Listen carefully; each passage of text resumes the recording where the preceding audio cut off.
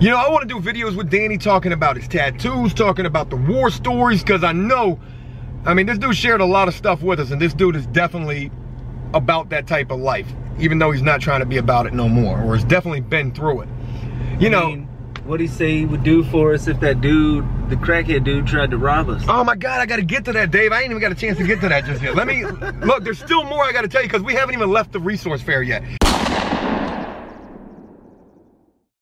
Well, it's Friday, folks. Happy Friday to you guys, and we are on a mission today. We're on our way to Norfolk because they are having a job fair that is hosted by the U.S.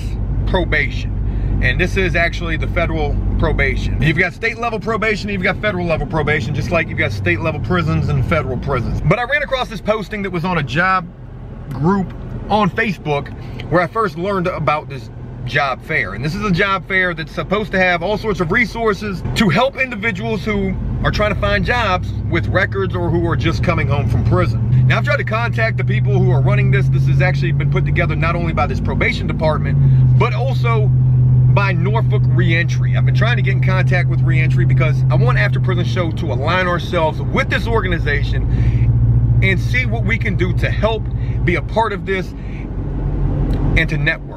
I want After Prison Show to be doing more positive things.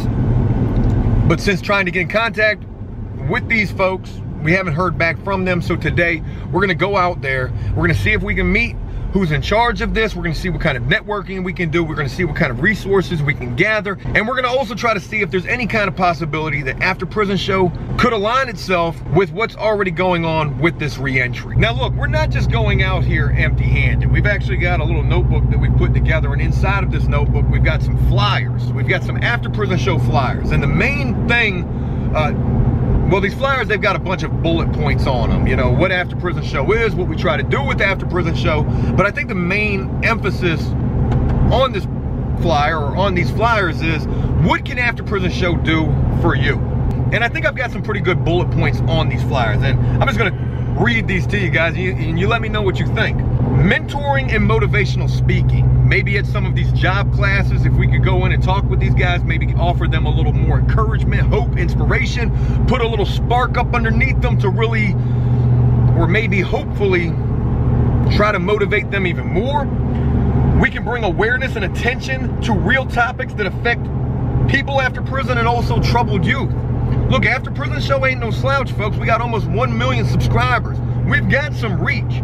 We might not be doing 1 million views per video, but one thing about it, we can bring more attention to topics that pertain and are important to people who are going through things that I've been through, that Dave's going through and has been through himself. Possible help with substance abuse and addiction through resources and anything else that we can provide. We just tried to help Brad. We offered this guy a world of opportunities. There wasn't anything that we weren't willing to do for this guy, so long as he was willing to put in the work himself. And I know there are people out there who are struggling with addiction who really want to change. And also, potential job opportunities and leads. We just went out here, did a demo job for Dave's buddy Sean. That's a resource we've got right there. We want to try to find more resources like that. And those are the things that I feel After Prison Show can do for an organization such as Reentry. So hopefully a couple of things are going to happen with this. One, we're going to meet who we need to meet. We're going to have a decent conversation with this person or people, whoever it might be more than one person. And more importantly than that, I just hope that they take us seriously. We're not going out here on no funny, crazy stupidity. We're going out here legitimately trying to offer what we can do to help further what they are already doing. But you know, there are videos that we do where, you know, we laugh and joke about certain things, but even with that, at the end of the day, and the underlying message behind everything that After Prison Show is positivity. To not get locked up, to not go back, to not go down the road that I've been down, Dave's been down, so many others have been down, and that there is hope, so long as you have hope in yourself. I feel like I've just been preaching right now. Peace. What'd you say, Dave? Good peace. Thank you, man, thank you. Preach! Yeah. Hold up. We couldn't have timed that better. You know I said that with you, right?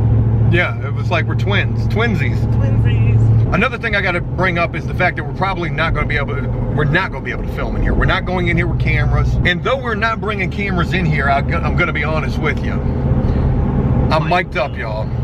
I'm mic'd up. I got a mic hidden that might come into play in this video. I'm not guaranteeing that it will. Who knows what kind of audio we'll be able to capture. If they shoot us down, you know, maybe we'll have some of that audio. Maybe you'll be able to hear the conversation that I have trying to make the introduction, trying to give that first impression of who and what After Prison Show is. We're hoping for the best. We're hopeful, y'all. It's Friday. What other day, what better day to be hopeful than on a Friday? This is nothing like what I thought I would be doing with my life. What do you mean? I'd never seen myself to ever have been in a position to help somebody else. Dude, we aren't on the job fair. We're not on our way to this job fair because we're broke and homeless and don't know what the hell we're doing. We're on the way to the job fair because we feel that we have something to offer the next man. And not just the next man, but we feel we have something to offer these businesses and corporations that are trying to help people. Yeah, you know, even if nothing else comes of this, Dave, even if they don't take us serious, you know what? We're going to this job fair. And if we meet people who do need job leads and resources, well, guess what? We're probably going to get those from this job fair that we're going to. I wonder if we'll see anybody that we know. There's a potential of that as well. I actually thought about that this morning, but you know, we're going to this thing for the right reasons, and we're hopeful. Holy moly, this thing is packed. Doing great.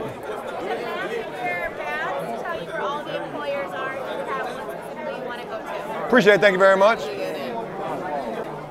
That guy's from Indian Creek. Which one? This guy right here. He ran one of the classes there, Dave. He was the, What was his name?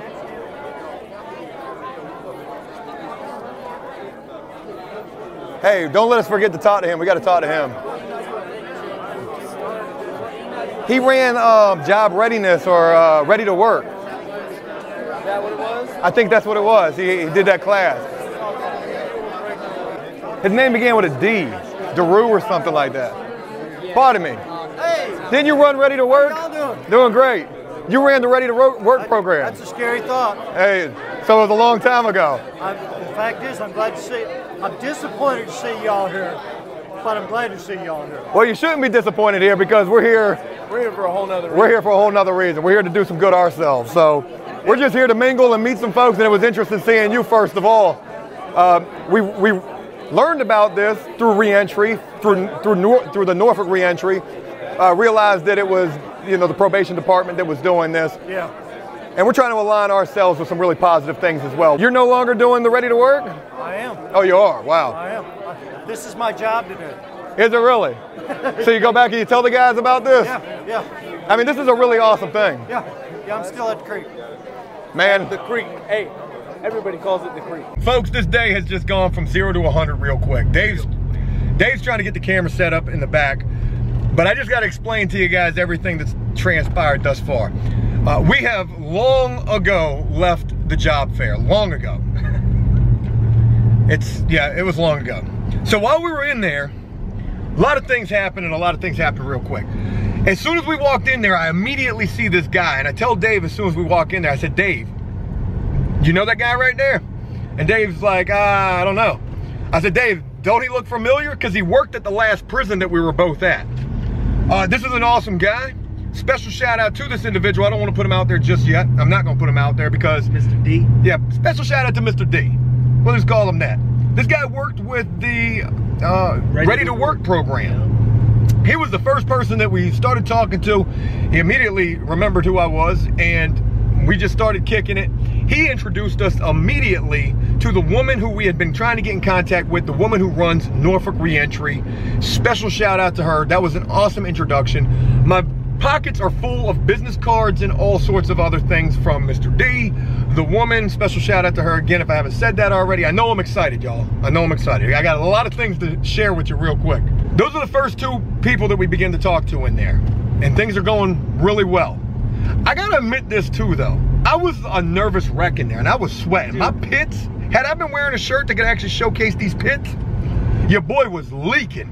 From there, we met another organization. We met another organization that helps guys get licenses back when your license has been suspended because of court fines, and they do this through community service work. They actually have community service work that they do, and this counts towards your court fines.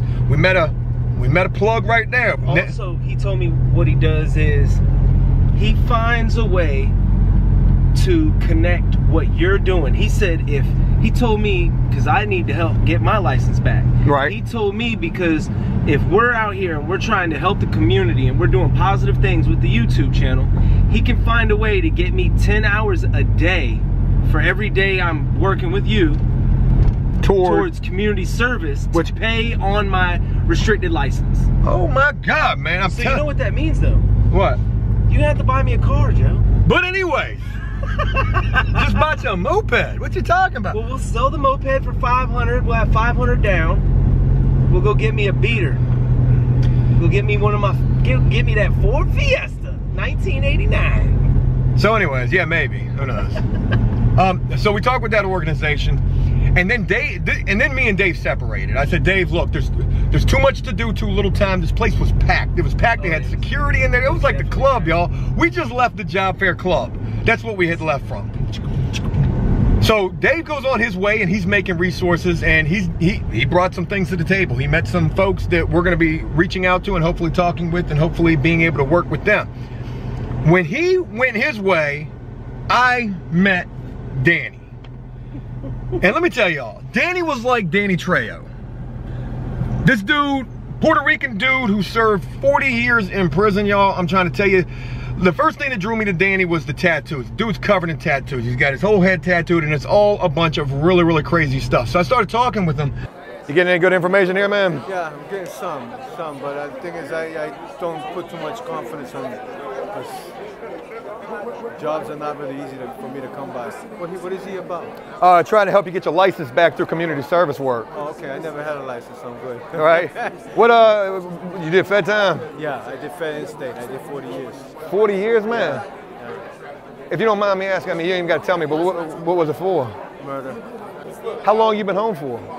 I just 7 months. I'm still homeless. I can't get nobody to help me.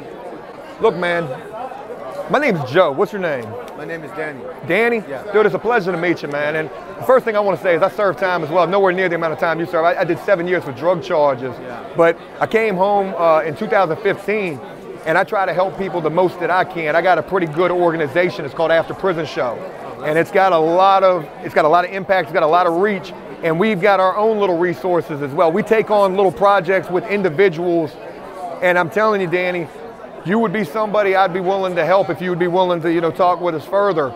We just would need it. We just need to know how to be able to get in contact with you. Got a number? Yeah, we definitely got a number. Hey, look, I'm gonna give. This is Danny right here, Dave. How you doing all right? Danny served a load of time, man. Hey, Dave, I want to write down the phone number. Let's give him one of these. Now hear me out on this thing, all right? You ever heard of YouTube? No. It's a website, okay? And people put videos on this website. But what I do is called After Prison Show.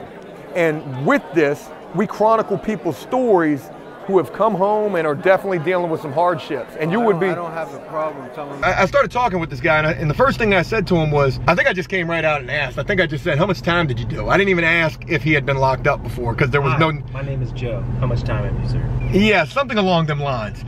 He said, I did 40 years. Then he shared with me that he was homeless, and he was, he's in a bad situation. So I said, look, Danny, I'd love to talk with you further. Maybe we can help you if you'd be willing to share some stories with us, because I know in 40 years of being locked up, you've got all sorts of stories to share. What's even crazier is I tried to explain to him what we do. I tried to explain to him After Prison Show. And I said, look, have you ever heard of YouTube? He has legitimately never heard of YouTube. He gave me his phone, and there was not one app on the phone, and he said he's had it for months. Yeah. You don't even know how to buy apps.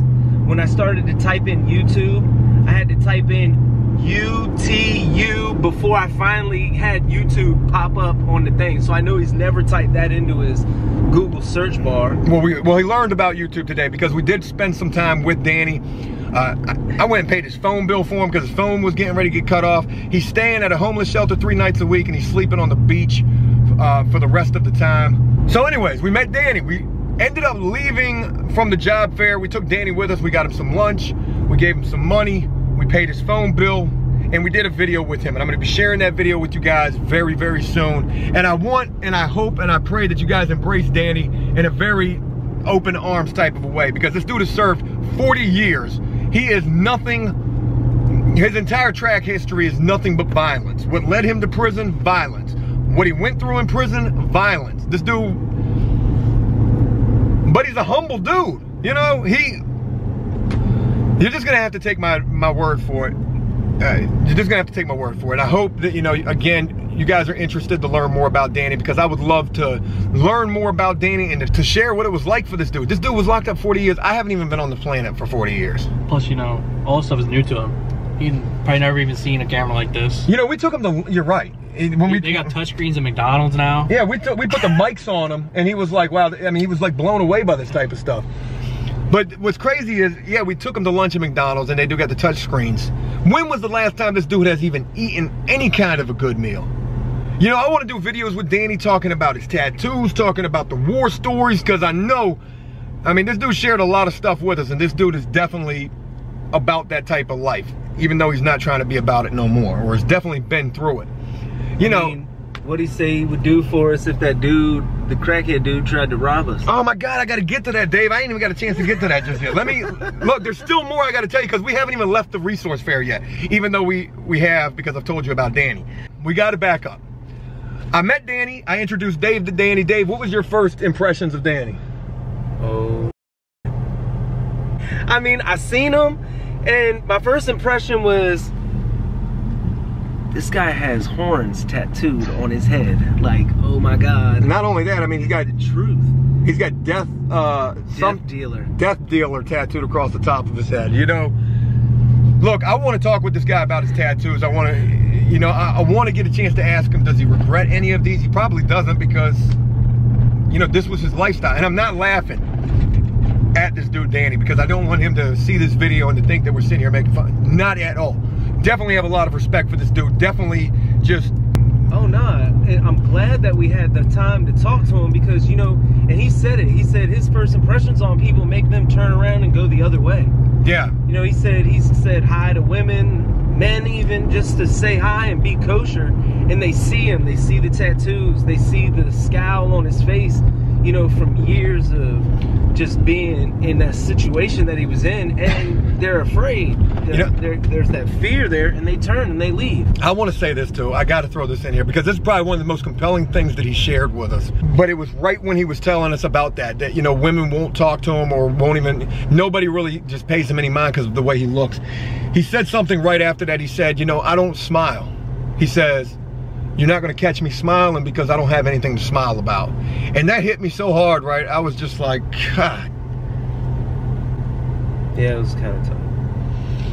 But anyways, let's backtrack. Let's get back into the resource fair. Or I said resource fair. That's what they had in the prison. That's exactly what this was like. This was like a prison resource fair. And in fact, the guy that we met there, Mr. D, he was a part of the resource fairs as well. Yeah, he actually, even out here, he was telling us he's a big part of the committee, the reentry committee that gets these things moving, like the one that we went to today. And we potentially are going to get plugged in with that. Yeah, he was like, you know, he wants to get us on that board or whatever. Yeah, he wants to get us set up to where we can come and visit with the next resource board meeting.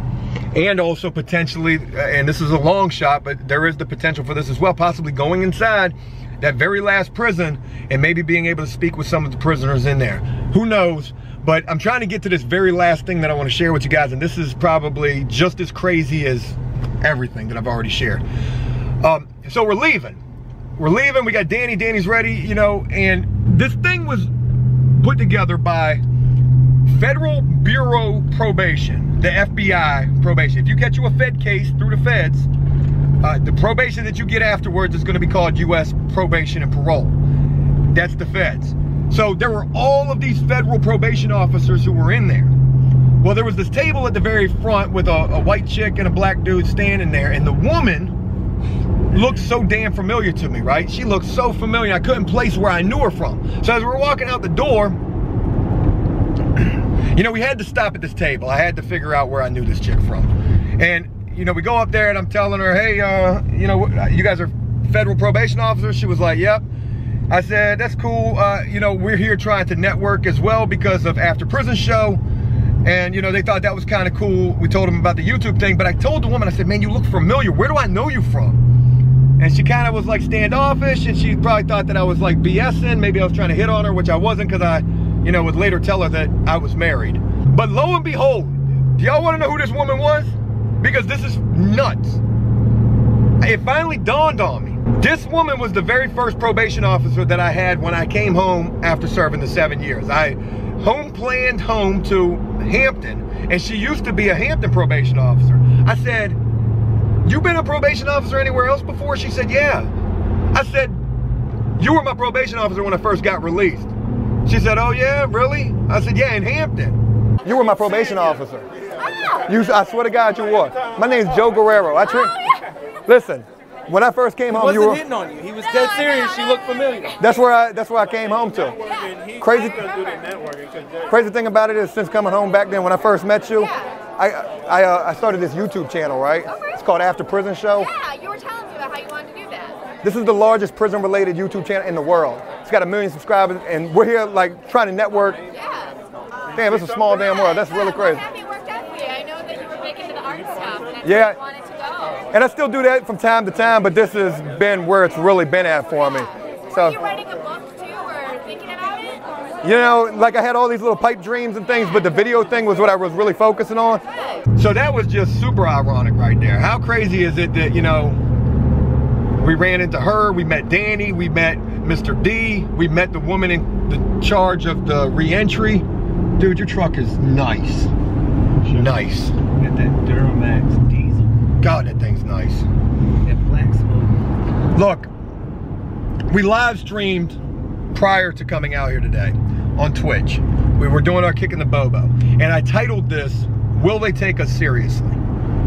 Because we had no idea how this thing was going to go, and that was one of my biggest concerns. Will they take us serious? Tell them the news, Joe.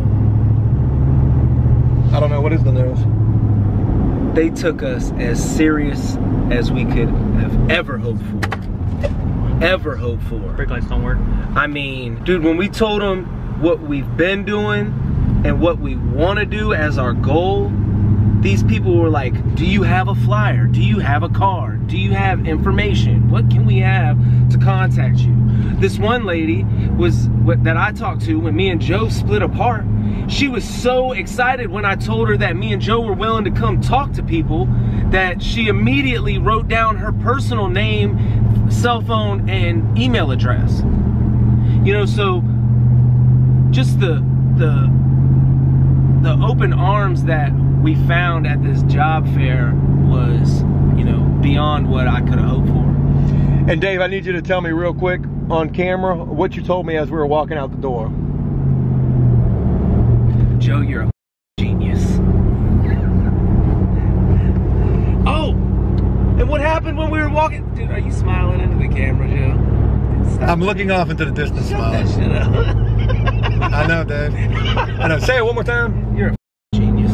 Hey, look, he's a genius.